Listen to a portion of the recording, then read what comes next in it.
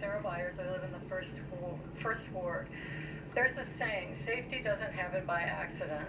Please stop risking our safety by bringing high-powered weapons into our city to kill deer unnecessarily. For the last 5 years, several groups, including the Humane Society of Huron Valley, have been actively trying to get the city of Ann Arbor to work with its citizens to live peacefully with all of our native animals being displaced by large housing developments sprouting up around the perimeter of Ann Arbor.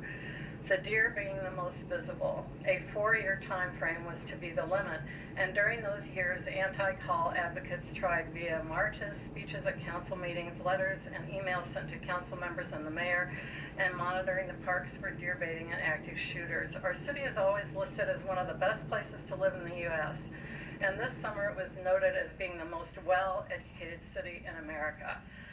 I find it hard to believe with these attributes there is no way for all these well-educated people to work together to plant trees, flowers, and shrubbery that are not as appealing to the deer and research other ways to live with our animal neighbors in a peaceful manner.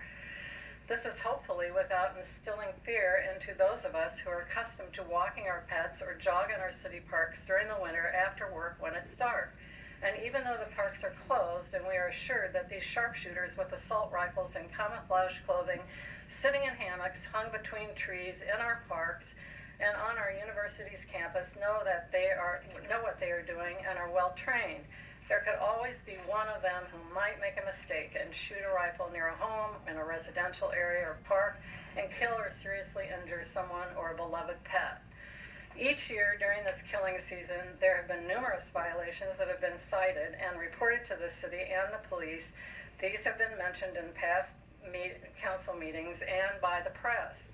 There have been signs at the parks that are easy to miss while running into a park due to the fairly small size of the signs, similarity to other posted signs in parks, and last year there were some that had actually blown down, not to mention the myriad ways to enter all of our parks other than the main entrances.